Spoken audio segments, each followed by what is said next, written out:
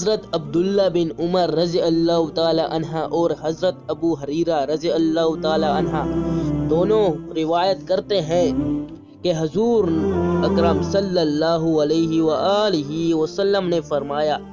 جو شخص اپنے کسی مسلمان بھائی کے کام کے سلسلے میں چل پڑا یہاں تک کہ اسے پورا کر دے، اللہ عز و جل اس پر 5000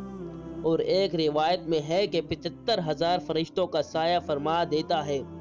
وہ اس کے لیے اگر دن ہو تو رات ہونے تک اور رات ہو تو دن ہونے تک دعائیں کرتے رہتے ہیں اور اس پر رحمت بھیجتے رہتے ہیں،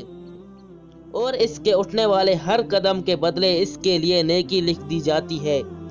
اور اس کے اپنے مسلمان بھائی کی مشکل کو حل کرنے کے لیے اٹھانے والے ہر قدم کے بدلے اللہ تعالیٰ اس کا ایک گناہ مٹا دیتا ہے۔